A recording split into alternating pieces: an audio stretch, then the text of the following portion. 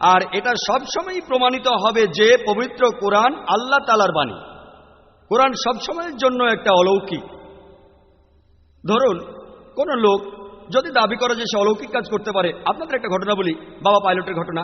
সে বলেছিল যে সে পানির নিচে একটা ট্যাঙ্কের ভিতর 3 দিন ছিল, আর যখন খবরের কাগজের রিপোর্টাররা সেই ট্যাঙ্কটা পরীক্ষা করতে চাইল, তখন সে বলল, মায়ের জরায়ুকে আপনারা কি কখনো পরীক্ষা করেন? এখানে তো সন্তানের জন্ম হয়।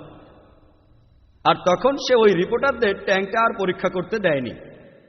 কোনো আধুনিক মানুষ কি এমন অলৌকিক কাজ মেনে নেবে?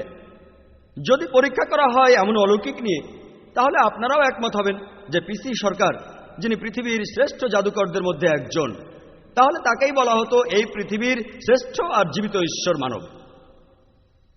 পরবর্তীতে আসলো সাহিত্য আর কবিতার যুগ। মুসলিম আর অমুসলিম উভয়ই স্বীকার করত যে পবিত্র কোরআন হলো পৃথিবীতে আসা এ পর্যন্ত সবচেয়ে শ্রেষ্ঠ সাহিত্যকর্ম। আর পবিত্র কোরআনেই চ্যালেঞ্জ করা হয়েছে। সূরা আল বাকারায় 23 নম্বর ও 24 নম্বর আয়াত উল্লেখ আছে, ওয়া ইন কুনতুম ফি রাইবিম মিম্মা নাযালনা আলা আবদিনা, আমি আমার বান্দার প্রতি যাহা অবতীর্ণ করিয়াছি তাহাতে তোমাদের কোনো সন্দেহ থাকিলে ফাতু বিসূরাতিন মিন মিসলি, তোমরা ইহার অনুরূপ কোন সূরা আনয়ন করো। ওয়াদউ শুহাদাআকুম মিন দুনিল্লাহ ইন কুনতুম সাদিকিন, এবং তোমরা যদি সত্যবাদী হও তবে আল্লাহ ব্যতীত তোমাদের সকল সাহায্যকারীকে আহ্বান করো, যদি তোমাদের সন্দেহ থাকে এবং সত্যবাদী হও। ফাইন লাম তাফআলু, যদি আনয়ন না করো, ওয়া লাম তাফআলু, এবং কখনোই করিতে পারিবে না, ফাত্তাকুন নার আল্লাতী ওয়াকুদুহা আন-নাস ওয়াল ইজারা উইদ্দাত লিল কাফিরিন, তবে সেই আগুনকে ভয় করো কাফিরদের জন্য যাহা প্রস্তুত করিয়া রাখা হইয়াছে, মানুষ ও পাথর হইবে যাহার ইন্ধন।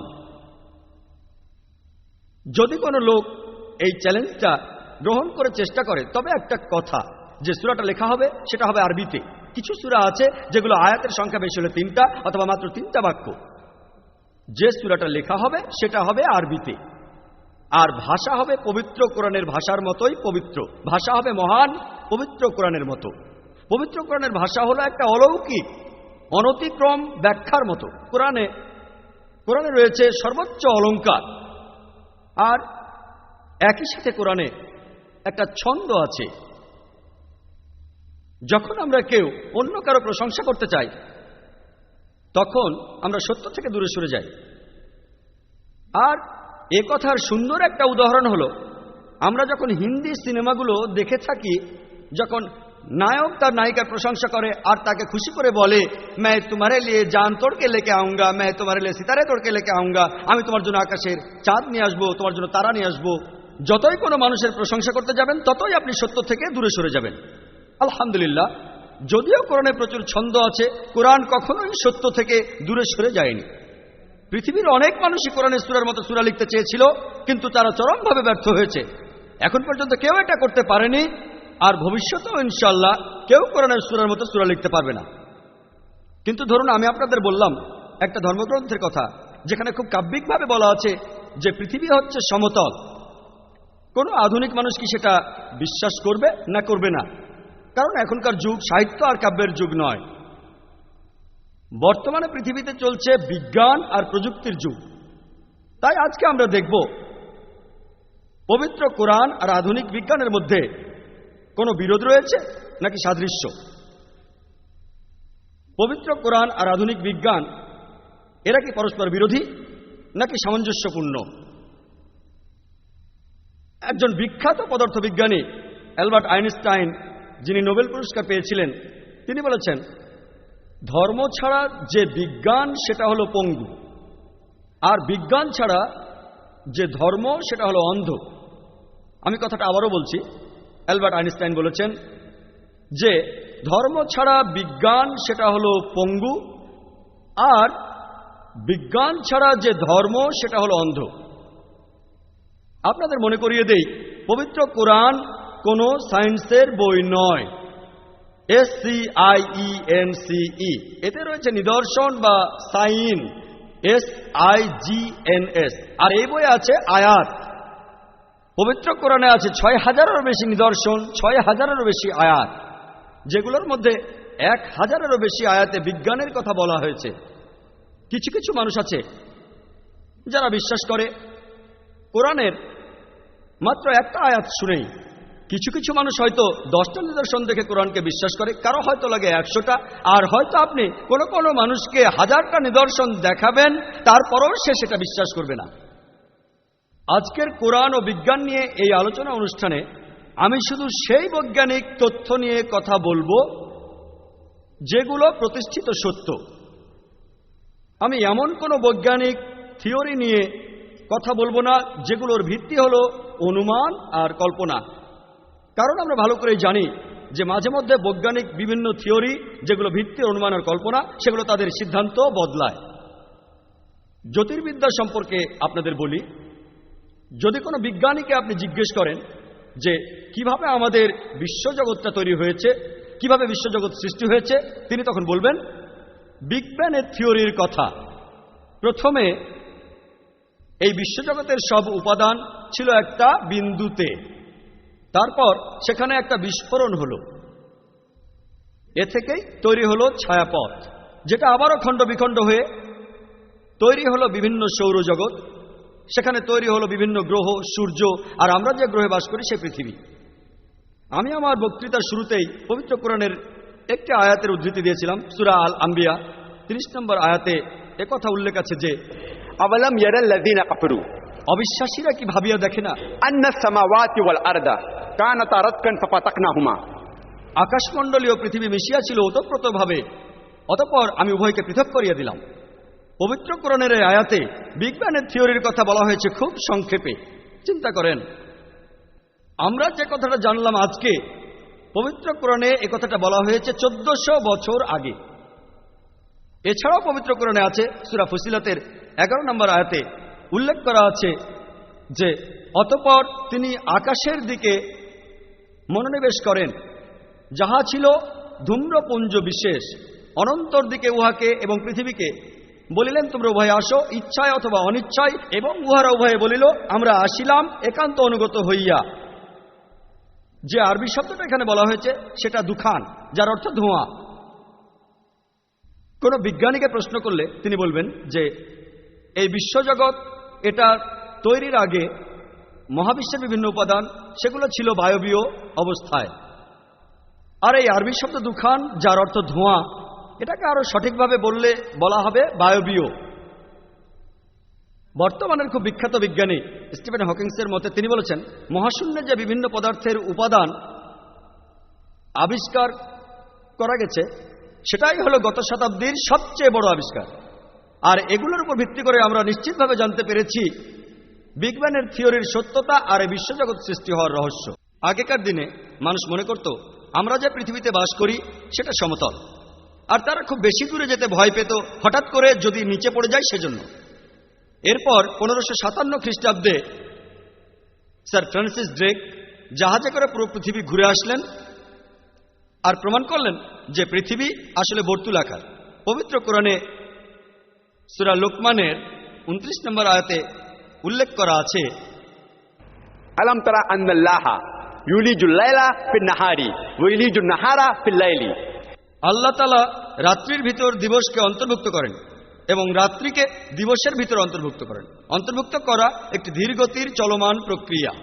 রাত ধীরে ধীরে চলমান প্রক্রিয়ায় দিনে পরিণত হয়, আর দিন ধীরে ধীরে চলমান প্রক্রিয়ায় রাতে পরিণত হয়। এটা শুধুমাত্র তখনই সম্ভব হবে যদি পৃথিবী বর্তুলাকার হয়। পৃথিবী সমতল হলে এটা সম্ভব হবে না।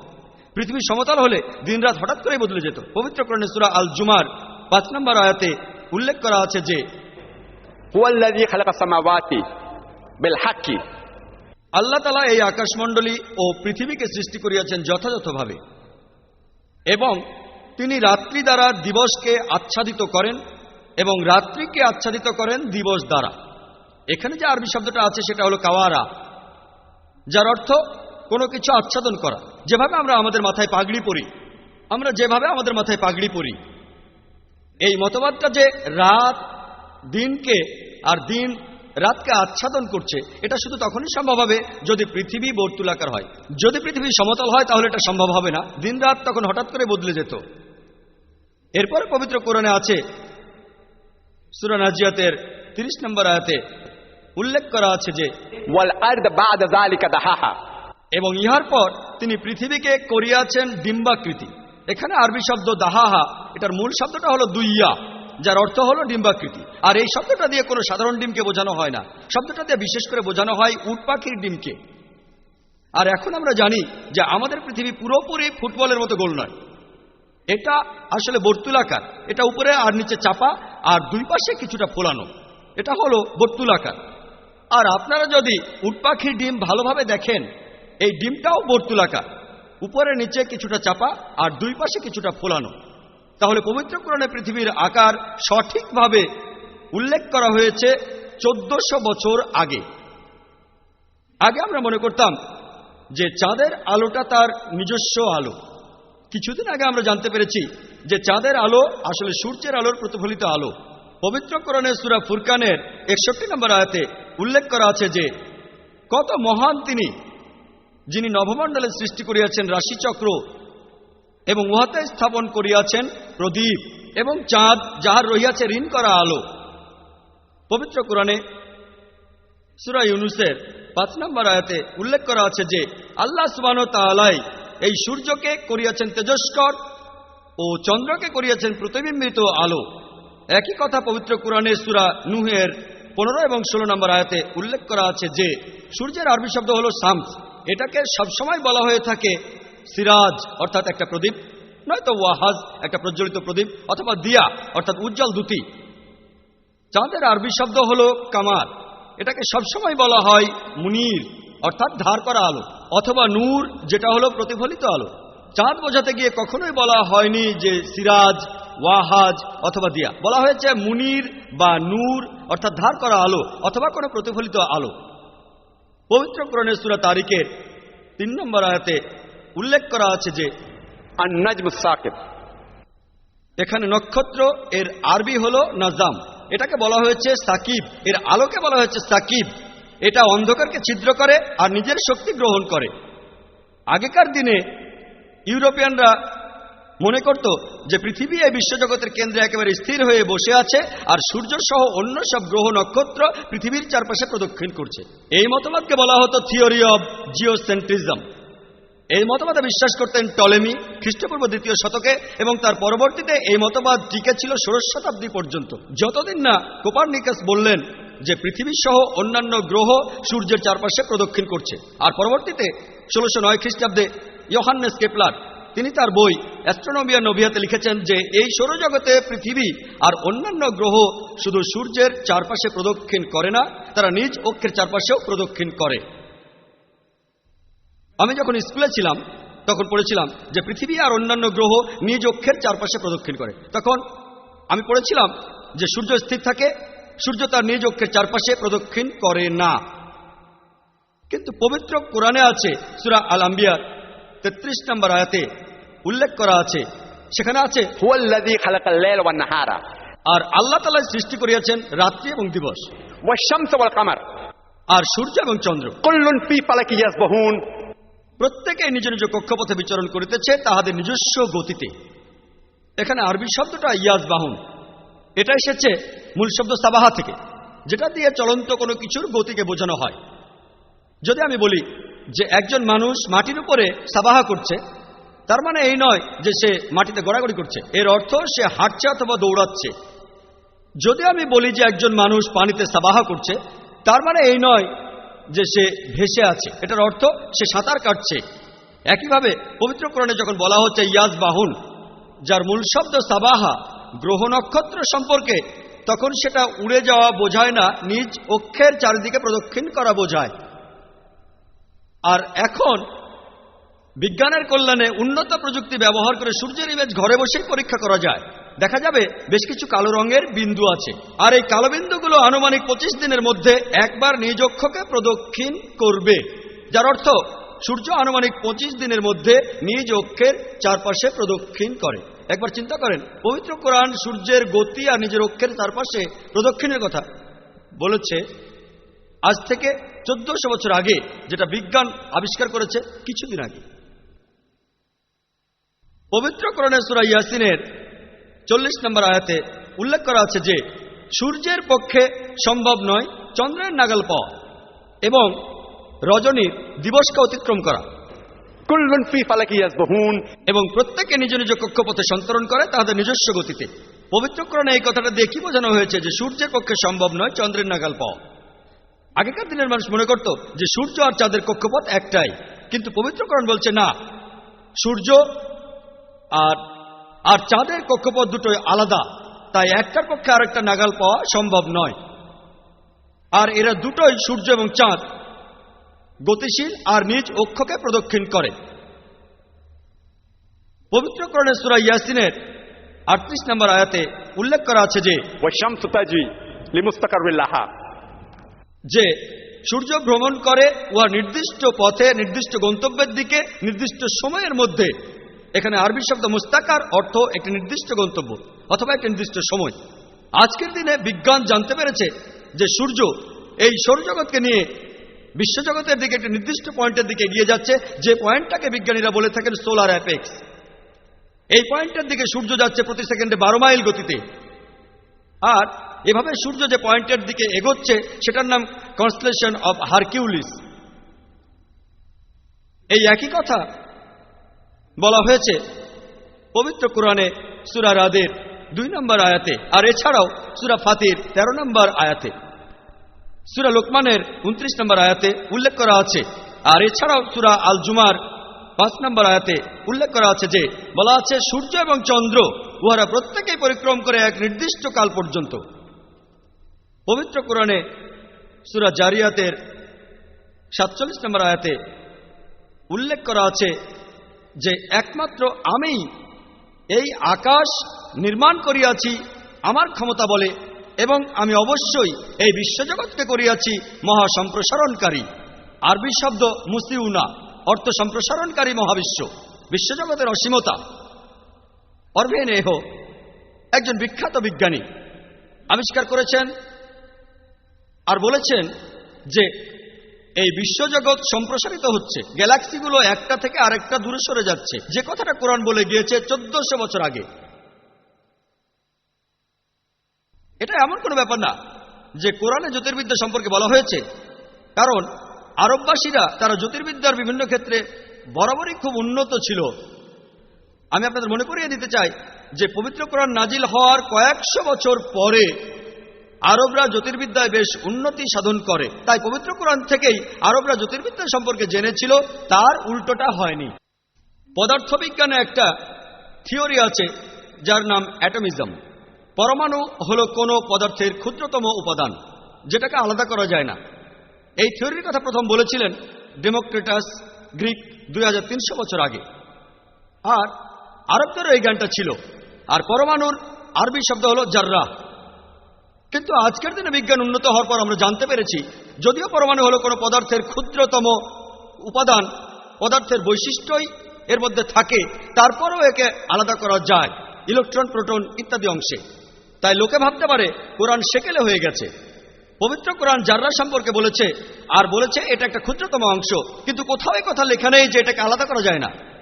পবিত্র কোরআনের সূরা সাবার 3 নম্বর আয়াতে উল্লেখ করা আছে, বলা হয়েছে যে যখন কাফিররা বলে আমাদের নিকট কিয়ামত আসিবে না, তাহাদের বলো আসিবেই, শপথ আমার প্রতিপালকের, নিশ্চয়ই তোমাদের নিকট ও আসিবে। তিনি অদৃশ্য বিষয়সমূহ সম্পর্কে সম্পূর্ণভাবে জ্ঞাত। আকাশমণ্ডলীয় পৃথিবীতে তাহার অগোচর নয় অনুপরিমাণ কিছু কিংবা তদপেক্ষা ক্ষুদ্র অথবা বৃহৎ কিছু। তাহলে কোরআন বলছে অনুর চাইতে ছোট ও বড় উপাদান আছে। তাই কোরআন আসলে সেকেলে নয়, এটা খুবই আধুনিক। একই কথা আছে পবিত্র কোরআনে সূরা ইউনূসের 61 নম্বর আয়াতে উল্লেখ করা আছে যে তোমাদের প্রতিপালকের অগোচর নহে কিছুই, অনু অপেক্ষা ক্ষুদ্রতর অথবা বৃহত্তর কিছু। এবার ভূগোল সম্পর্কে বলি। আমরা এখন জানব পানিচক্র সম্পর্কে, যেটা প্রথম বলেছিলেন স্যার বার্নার্ড প্যালেসি 1580 সালে। তিনি ব্যাখ্যা করেছেন কিভাবে সমুদ্র থেকে বাষ্প হয়ে যায়, কিভাবে মেঘ তৈরি হয়, কিভাবে মেঘ উপরে উঠে যায়, কিভাবে সেখান থেকে বৃষ্টি হয়, বৃষ্টির পানি তারপর সমুদ্রে যায়, এভাবে পানিচক্র পূর্ণ হয়। আগেকার দিনে মানুষ ভাবত, খ্রিস্টপূর্ব 7ম শতকে সেজ অফ ম্যালটিস তিনি বলেছেন যে সমুদ্রের পানি বাতাসের সাথে মিশে যায় আর এই পানি পরবর্তীতে বৃষ্টি হয়ে পড়ে। মানুষ আগে বুঝতে পারত না যে মাটির নিচের পানি সেটা কিভাবে আসে, তাই তারা ভাবত পানির উপরে বাতাসের প্রচণ্ড চাপের কারণে, বাতাস যে প্রচণ্ড চাপ দেয় এই কারণে উপরের পানি বৃষ্টিপাত হতে পারে। এই পানি মাটির উপরে পড়ে আর তারপর সমুদ্রের দিকে যায় একটা লুকানো পথে যার নাম অ্যাবিস। আর প্লেটোর সময় এই পথটাকে বলা হতো স্ট্যাটারাস। এই মতবাদে পৃথিবীর মানুষ বিশ্বাস করে এসেছে সপ্তদশ শতাব্দী পর্যন্ত, আর অ্যারিস্টটলের থিওরি সহ বিভিন্ন দর্শন মেনে চলা হয়েছে ঊনবিংশ শতাব্দী পর্যন্ত, যে মাটি থেকে পানি বাষ্প হয়ে উপরে ওঠে, এটা তারপর পাহাড়ের উপরে জমা হয়, আর এই পাহাড়গুলোর উপরে তৈরি হয় হ্রদ, এখান থেকে মাটির নিচে পানি জমে। এখন আমরা জানি মাটির নিচে যে পানি জমে সেটা চুঁয়ে চুঁয়ে মাটির নিচে চলে যায়। পবিত্র কোরআনে আছে সূরা জুমারের 21 নম্বর আয়াতে উল্লেখ করা আছে, তোমরা কি দেখো না যে আল্লাহ তাআলা আকাশ হইতে বাড়ি বর্ষণ করেন, অতঃপর উহা ভূমিতে প্রবাহিত করেন, নির্ঝর রূপে প্রবাহিত করেন, এবং তদ্বারা বিভিন্ন বর্ণের ফসল উৎপন্ন করেন। এছাড়াও পবিত্র কোরআনে সূরা রুমের 24 নম্বর আয়াতে উল্লেখ করা আছে, আল্লাহ আকাশ হইতে বাড়ি বর্ষণ করেন এবং তদ্বারা ভূমিকে পুনর্জীবিত করেন। পবিত্র কোরআনে সূরা মুমিনুনের 48 নম্বর আয়াতে উল্লেখ করা আছে যে আমি আকাশ হইতে বাড়ি বর্ষণ করি পরিমিতভাবে, অতঃপর উহা মৃত্তিকায় সংরক্ষণ করি, আমি উহাকে অপসারণ করিতেও সক্ষম। পবিত্র কোরআনে সূরা আল হিজারের 22 নম্বর আয়াতে উল্লেখ করা আছে, বলা হয়েছে যে আমি বৃষ্টিগর্ভ বায়ু প্রেরণ করি, যে বায়ুতে বৃষ্টি থাকে, অতঃপর আকাশ হইতে বাড়ি বর্ষণ করি এবং উহা তোমাদিগকে পান করিতে দিই। এখানে আরবি শব্দটা লাওয়াকি, এটা হলো লাকি শব্দটার বহু বচন, যার মূল শব্দ হল লাকাহা, যার অর্থ গর্ভে ধারণ করা অথবা শরীরে ধারণ করা। বাতাস চারদিক থেকে এসে মেঘগুলোকে বৃষ্টিগর্ভে রূপান্তরিত করে, তারপরে বৃষ্টিপাত হয়। বাতাসের কারণে মেঘগুলো একত্রিত হয়, প্রচণ্ড চাপের সৃষ্টি হয়, বজ্রপাতের সৃষ্টি হয়, তারপর মেঘ থেকে বৃষ্টিপাত হয়। পবিত্র কোরআন সম্পূর্ণ পানিচক্রের কথা বলেছে, কিভাবে পানি বাষ্প হয়, কিভাবে মেঘ তৈরি হয়, কিভাবে ঘনীভূত হয়, কিভাবে বৃষ্টিপাত হয়, কিভাবে পানি সমুদ্রে ফিরে। অনেক জায়গায় বলা আছে। সূরা নূরের 43 নম্বর আয়াতে উল্লেখ করা আছে, সূরা নাবার 12 নম্বর আয়াত ও 13 নম্বর আয়াতে, আর এছাড়াও সূরা রুমের 48 নম্বর আয়াতে উল্লেখ করা আছে। পবিত্র কোরআনে সূরা নূরের 43 নম্বর আয়াতে উল্লেখ করা আছে যে আল্লাহ সঞ্চালিত করেন মেঘমালাকে। এটা দিয়ে কোরআন কি বোঝাচ্ছে যখন বলা হচ্ছে আল্লাহ সঞ্চালিত করেন মেঘমালাকে? এখনকার দিনে যারা এরোপ্লেনে চড়ে বিভিন্ন জায়গায় গিয়েছেন তারা বলতে পারবেন, যখন এরোপ্লেন মেঘের উপরে চলে যায় তখন যদি মেঘের দিকে তাকান নিচে, তিনি দেখতে পাবেন মেঘগুলোকে দেখাচ্ছে একটা বিশাল ঢেউয়ের মতো। কোরআন কথা বলেছে 1400 বছর আগে। 1400 বছর আগে কোনো এরোপ্লেন ছিল না। পবিত্র কোরআন হাইড্রোলজি এবং পানিচক্র নিয়ে বিভিন্ন জায়গায় বিস্তারিত বর্ণনা দিয়েছেন। পবিত্র কোরআনে সূরা আরাফের 57 নম্বর আয়াতে উল্লেখ করা আছে, সূরা রাদের 17 নম্বর আয়াতে উল্লেখ করা আছে, সূরা ফুরকানের 48 নম্বর আয়াত এবং 39 নম্বর আয়াতে, সূরা ফাতির 9 নম্বর আয়াতে একথা বলা হয়েছে, সূরা ইয়াসিনের 34 নম্বর আয়াতে উল্লেখ করা আছে, সূরা জাসিয়ার 5 নম্বর আয়াতে উল্লেখ করা হয়েছে, সূরা কাফের 9 ও 10 নম্বর আয়াতে উল্লেখ করা আছে, সূরা ওয়াকিয়ার 68 নম্বর আয়াত থেকে 70 নম্বর আয়াতে উল্লেখ করা হয়েছে। আর এছাড়াও পবিত্র কোরআনে সূরা মুলকের 30 নম্বর আয়াতে উল্লেখ করা আছে। পবিত্র কোরআনে হাইড্রোলজি এবং পানিচক্রের বিস্তারিত বর্ণনা আছে। এবার আসুন আমরা ভূতত্ত্ববিদ্যা সম্পর্কে দেখব। এখনকার দিনের ভূতত্ত্ববিদ তারা আমাদের বলেন,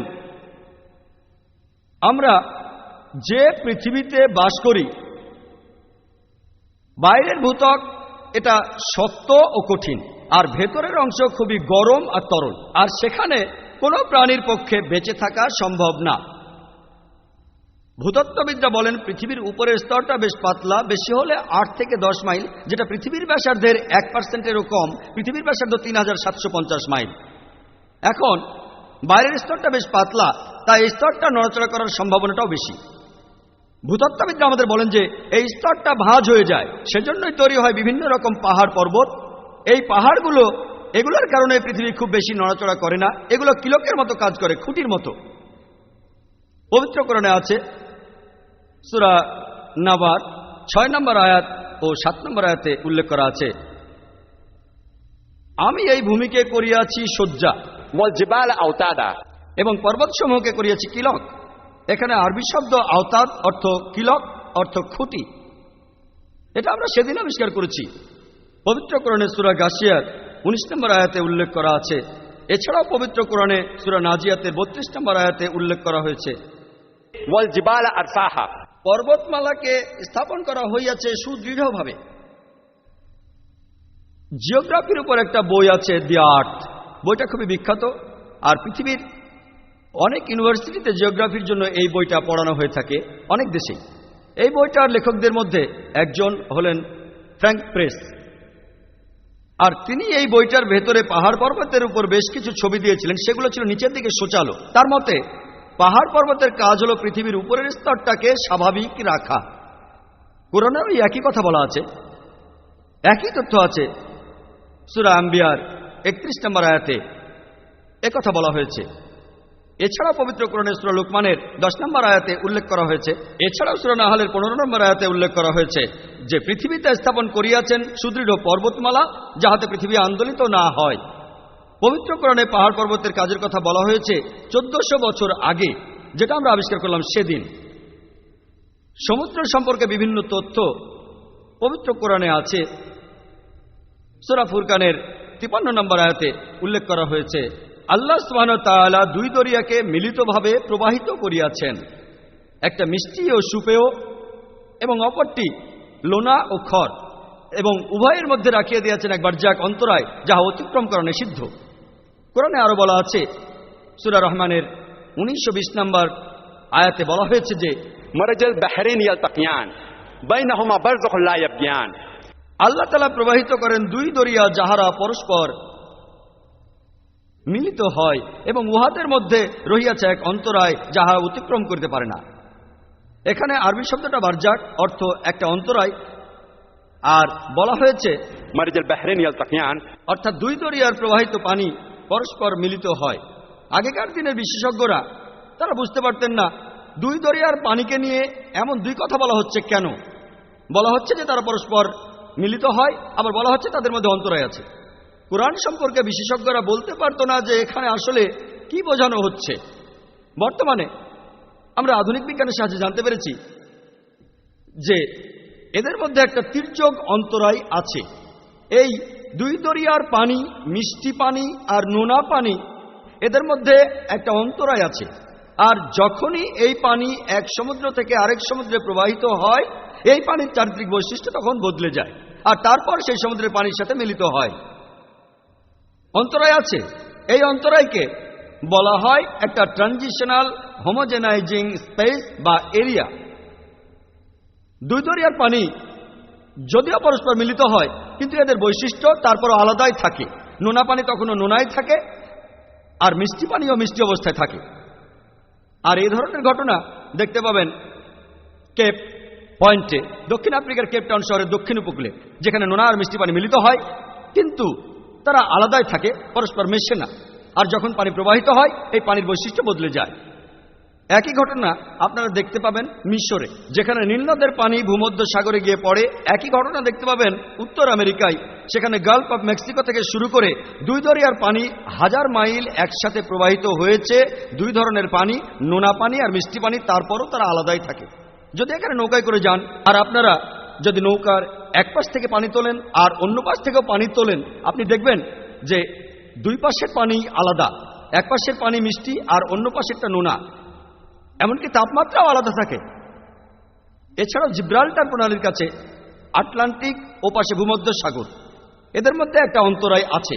আর কোরআনের এই কথাটার সত্যতা প্রমাণ করেছেন প্রফেসর হে, যিনি আমেরিকার একজন বিখ্যাত সমুদ্র বিজ্ঞানী। পবিত্র কোরআন আমাদের প্রশ্ন করছে যে তোমরা তোমাদের প্রতিপালকের কোন অনুগ্রহকে অস্বীকার করিবে। শুধুমাত্র সূরা রহমানে আছে 27 নম্বর পারায়, সুতরাং তোমরা তোমাদের প্রতিপালকের কোন অনুগ্রহকে অস্বীকার করিবে। এ কথাটা বলা হয়েছে সব মিলিয়ে 31 বার। এখানে আল্লাহ তাআলার নিদর্শনের কথা বলা হচ্ছে, গাছের কথা, আকাশমণ্ডলের কথা, তারপর প্রশ্ন করা হচ্ছে তোমরা তোমাদের প্রতিপালকের কোন অনুগ্রহকে অস্বীকার করবে, এখানে পানিচক্রের কথা বলা হচ্ছে। তারপর বলা হচ্ছে তোমাদের প্রতিপালকের কোন অনুগ্রহকে অস্বীকার করবে, এখানে মিষ্টি পানি আর নোনা পানির মধ্যে অন্তরায়ের কথা বলা হচ্ছে। তারপর বলা হচ্ছে তোমাদের প্রতিপালকের কোন অনুগ্রহকে অস্বীকার করবে। পবিত্র কোরআনে একটি সূরার মধ্যে পাঠকদের প্রশ্ন করা হচ্ছে তোমরা তোমাদের প্রতিপালকের অর্থাৎ সর্বশক্তিমানের কোন অনুগ্রহ অস্বীকার করবে। পাঠকদের জিজ্ঞেস করা হচ্ছে যে এই সব নিদর্শন এগুলো কোত্থেকে এসেছে, কোন অনুগ্রহকে অস্বীকার করবে। এছাড়াও জীববিদ্যার ক্ষেত্রে পবিত্র কোরআনে সূরা আম্বিয়ার 30 নম্বর আয়াতে উল্লেখ করা আছে যে ওয়াজআলনা মিনাল মাই কুল্লা শাইইন হায়, আমি প্রাণবান সমস্ত কিছু সৃষ্টি করিলাম পানি হইতে, তবু কি উহারা ঈমান আনিবে না। চিন্তা করেন সেই আরবের মরুভূমিতে যেখানে পানি পাওয়াটাই খুব কষ্টের, আর কোরআন বলছে সমস্ত জীবজন্তু পানি থেকে তৈরি হয়েছে। কে এই কথা বিশ্বাস করবে? কোরআনে অন্য কিছু লেখা থাকলে মানুষে তো বিশ্বাস করতো। পানি, যেখানে পানির অভাব সেখানে কোরআন বলছে 1400 বছর আগে সব জীবজন্তু সৃষ্টি হয়েছে পানি থেকে। এখন আমরা জানতে পারি যে সাইটোপ্লাজম হলো যে কোনো প্রাণীকোষের সবচেয়ে মৌলিক উপাদান, এর 80%ই হলো পানি। প্রত্যেক জীবজন্তুর শরীরে 50 থেকে 70 ভাগ থাকে পানি, আর পানি ছাড়া কোনো জীবজন্তু বাঁচতে পারে না, এটা হবেই। কোরআন প্রশ্ন করছে ওয়াজআলনা মিনাল মাই কুল্লা শাইইন হায়, প্রাণবান সবকিছু সৃষ্টি করলাম পানি থেকে, তবু তোমরা ঈমান আনবে না। আল্লাহ বলছেন সব জীবজন্তু পানি থেকে তৈরি, আর আমরা সেটা জানলাম সেদিন। কোরআনে কথা বলেছে 1400 বছর আগে, তবু তোমরা ঈমান আনবে না। কোরআন প্রশ্ন করছে, একটা উত্তর চাইছে। পবিত্র কোরআনের সূরা নূরের 45 নম্বর আয়াতে উল্লেখ করা হয়েছে যে আল্লাহ সমস্ত জীব সৃষ্টি করিয়াছেন পানি হইতে। পবিত্র কোরআনের সূরা ফুরকানের 54 নম্বর আয়াতে উল্লেখ করা আছে যে আল্লাহ তাআলা মানুষ জাতিকে সৃষ্টি করিয়াছেন পানি হইতে। চিন্তা করেন 1400 বছর আগে কোরআনে এই কথা বলা হয়েছে। উদ্ভিদবিদ্যার ক্ষেত্রে আমরা এই কিছুদিন আগে জেনেছি যে গাছপালারও লিঙ্গ থাকে, পুরুষ এবং স্ত্রী। আমরা আগেটা জানতাম না। এমনকি উভলিঙ্গ গাছ, সেই গাছগুলোর মধ্যে পুরুষ এবং স্ত্রী অংশ আলাদা থাকে। এছাড়াও পবিত্র কোরআনে সূরা তাহার 53 নম্বর আয়াতে উল্লেখ করা আছে আল্লাহ সুবহানাহু ওয়া তাআলা আকাশ হইতে বাড়ি বর্ষণ করেন এবং ইহা দ্বারা বিভিন্ন ধরনের উদ্ভিদ উৎপন্ন করেন, একটি আরেকটি তুলনায় পৃথক। তার মানে গাছপালারও লিঙ্গ আছে, পুরুষ এবং স্ত্রী। পবিত্র কোরআনের সূরা রদের 3 নম্বর আয়াতে উল্লেখ করা হয়েছে তিনি প্রত্যেক প্রকারের ফল সৃষ্টি করিয়াছেন জোড়ায় জোড়ায়, সব জায়গায় জোড়া। গাছপালারও লিঙ্গ রয়েছে, পুরুষ এবং স্ত্রী। প্রাণীবিদ্যার ক্ষেত্রে পবিত্র কোরআনে সূরা আনামের 38 নম্বর আয়াতে উল্লেখ করা আছে যে এই পৃথিবীর উপরে বিচরণশীল এমন কোন জীব নেই, অথবা নিজ ডানার সাহায্যে ওড়ে এমন কোন পাখি নেই যাহারা তোমাদের মতো একটি সম্প্রদায়। আজকের দিনে বিজ্ঞান জেনেছে এমনকি জীবজন্তু আর পাখিরাও মানুষদের মতো সম্প্রদায়ভুক্ত হয়ে বসবাস করে। পবিত্র কোরআনে পাখির ওড়ার কথা বলা হয়েছে। সূরা নাহলের 79 নম্বর আয়াতে উল্লেখ করা হয়েছে তাহারা কি বিহঙ্গের দিকে লক্ষ্য করে না, যাহারা আকাশের শূন্য গর্ভে নিয়ন্ত্রণাধীন।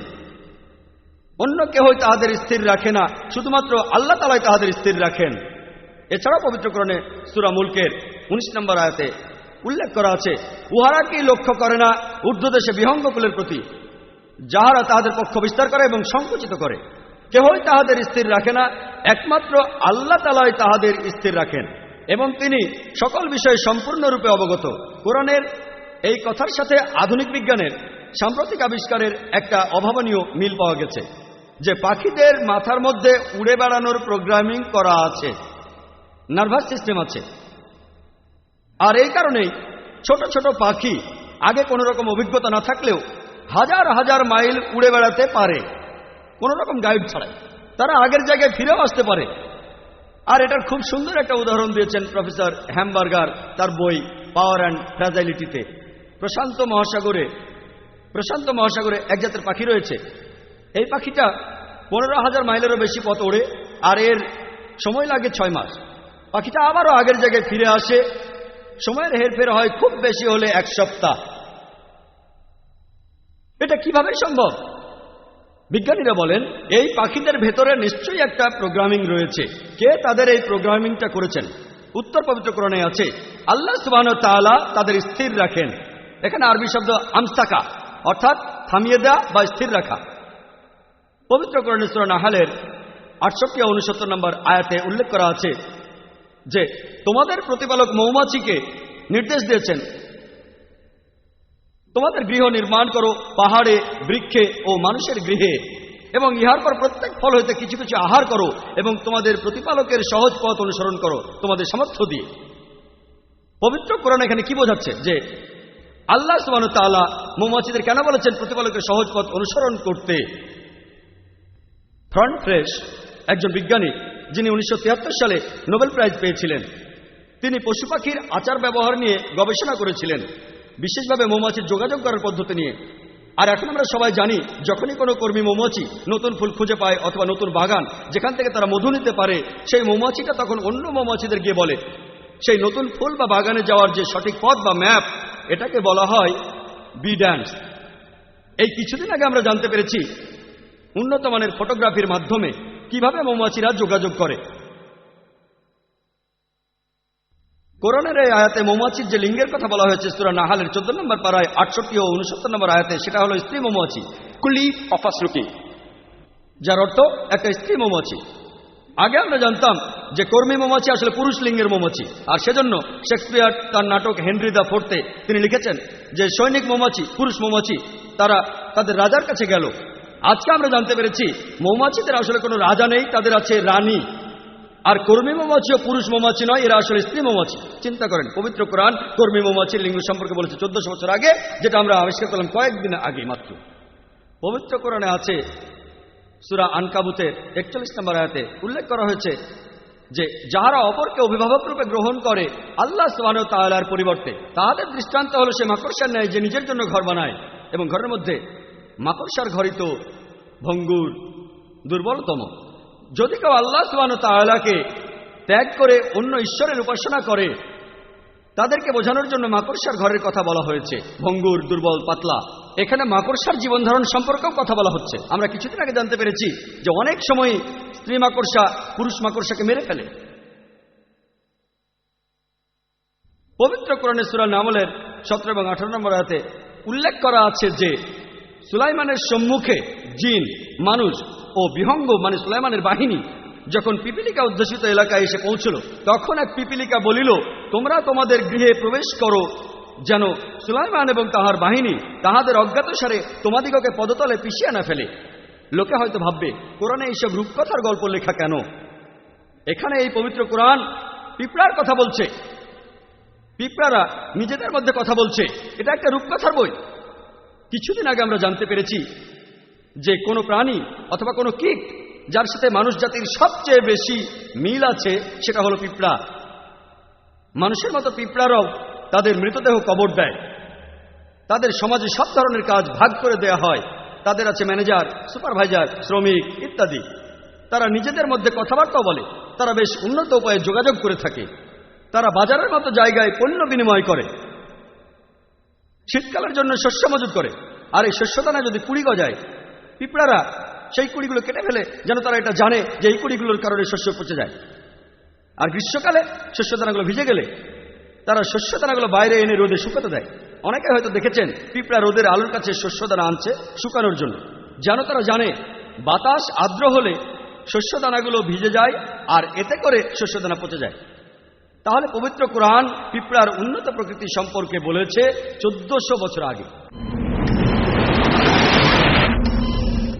চিকিৎসাবিদ্যার ক্ষেত্রে পবিত্র কোরআনে আছে সূরা নাহালের 68 ও 69 নম্বর আয়াতে উল্লেখ করা হয়েছে, মৌমাছির উদর হইতে নির্গত হয় বিবিধ বর্ণের পানীয়, যাহাতে মানুষের জন্য রহিয়াছে আরোগ্য।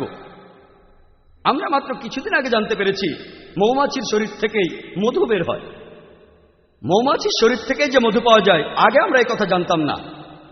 এখন আমরা জানি যে মধুর মধ্যে রয়েছে প্রচুর খাদ্যগুণ।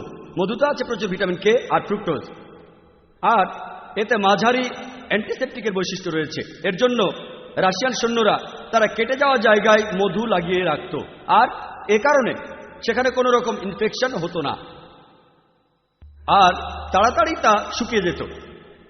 যদি কোনো মানুষ ভোগেন কোনো অ্যালার্জিতে, গাছের ব্যাপারে অ্যালার্জি, যদি সেই গাছের মধু সেই লোককে খাওয়ানো হয়, তাহলে তার এই অ্যালার্জি আস্তে আস্তে কমে যাবে। শরীরবিদ্যার ব্যাপারে ইবনে নাফিসের কথা বলি, যিনি পবিত্র কোরআন নাজিল হওয়ার 600 বছর পরে রক্ত সঞ্চালন প্রক্রিয়া আবিষ্কার করেন। আর কোরআন নাজিল হওয়ার 1000 বছর পরে, মানে ইবনে নাফিসের আবিষ্কারের 400 বছর পরে, উইলিয়াম হার্ভি তিনি ইউরোপে এই আবিষ্কারটা প্রচার করলেন। আমরা যে খাবারগুলো খাই সেগুলো পাকস্থলিতে যায়, বিভিন্ন অন্ত্রে যায়, বিভিন্ন অন্ত্র থেকে এই খাদ্যের উপাদান রক্তকোষে যায় আর রক্ত প্রবাহের ভেতর প্রবেশ করে। আর রক্তের প্রবাহ এই খাদ্যের উপাদানকে বিভিন্ন অংশে নিয়ে যায়, যেমন স্তনগ্রন্থি, যেখানে দুধ উৎপন্ন হয়। পবিত্র কোরআনে রক্ত সঞ্চালন আর দুধের উৎপাদন সংক্ষেপে বলা হয়েছে। সূরা নাহলের 66 নম্বর আয়াতে উল্লেখ করা হয়েছে যে অবশ্যই গবাদি পশুর মধ্যে তোমাদের জন্য শিক্ষা রহিয়াছে, তাহাদের শরীর হইতে আমি তোমাদের পান করাই, উহাদের উদর হইতে, উহাদের উদর অবস্থিত বিভিন্ন অন্ত্র হইতে এবং রক্তের মধ্যে হইতে তোমাদের পান করা বিশুদ্ধ দুগ্ধ, যাহা তোমাদের জন্য সুস্বাদু।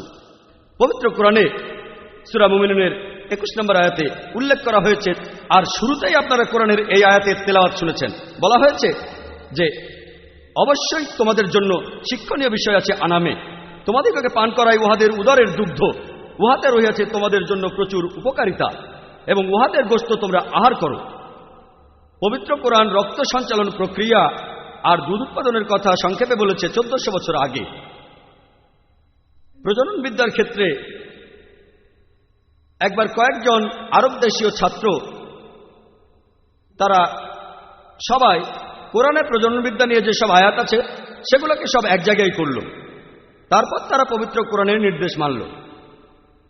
আর সূরা ফুরকানের 59 নম্বর আয়াতে উল্লেখ করা আছে যে তাহার সম্বন্ধে যে অবগত আছে তাহাকে জিজ্ঞাসা করিয়া দেখো, জিজ্ঞাসা করো সেই ব্যক্তিকে যিনি জানেন। তো এই ছাত্ররা কোরআনের প্রজনন বিদ্যার উপর সব আয়াতগুলো জড়ো করলো আর এই সবগুলো নিয়ে গেল প্রফেসর কিথ মুরের কাছে। প্রফেসর কিথ মুর হলেন টরন্টো ইউনিভার্সিটির অ্যানাটমি বিভাগের হেড অব দ্য ডিপার্টমেন্ট কানাডায়। আর তিনি এই পৃথিবীতে প্রজনন বিদ্যার বিষয়ে একজন বিখ্যাত বিশেষজ্ঞ। প্রফেসর কিথ মুর প্রজনন তত্ত্ব নিয়ে পবিত্র কোরআনের বিভিন্ন আয়াতের অনুবাদ দেখলেন, তারপর বললেন কোরআনে প্রজনন তত্ত্ব নিয়ে যে কথাগুলো বলা আছে তার মধ্যে বেশিরভাগই আমরা যা কিছু জানি প্রজনন তত্ত্বের উপরে তার সাথে মিলে যায়। তবে এখানে কয়েকটা বিষয় আছে যেগুলোকে আমি সঠিক বলতে পারি না, আবার বলতেও পারি না এগুলো ভুল, কারণ আমি এগুলো সম্পর্কে নিজেই কিছু জানি না। এই আয়াতগুলোর একটা সূরা ইকরা বা সূরা আলাকের 1 ও 2 নম্বর আয়াত, এখানে বলা হয়েছে ইকরা বিসমি রাব্বিকাল্লাযী খালাক খালাকাল ইনসানা মিন আলাক, পাঠ করো, পড়ো তোমার প্রতিপালকের নামে, তোমার প্রতিপালকের নামে যিনি সৃষ্টি করিয়াছেন। তিনি মানুষকে সৃষ্টি করিয়াছেন ঝুলন্ত একটি বস্তু হইতে, জোকের মতো দেখতে। তখন প্রফেসর কিথ মুর বললেন আমি জানি না যে ভ্রূণের আকার কখনো জোকের মতো হয় কিনা। তখন তিনি ল্যাবরেটরিতে গেলেন আর খুব শক্তিশালী মাইক্রোস্কোপ দিয়ে মানব ভ্রূণের প্রথম দিকের অবস্থাটা পর্যবেক্ষণ করতে লাগলেন। তারপর এটাকে জোকের ছবির সাথে মেলালেন আর তিনি এই দুটো সাদৃশ্য দেখে নিজেই অবাক হয়ে গেলেন। একবার তাকে প্রজনন তত্ত্বের উপর 80টা প্রশ্ন করা হয়েছিল পবিত্র কোরআন এবং সহিহ হাদিস থেকে।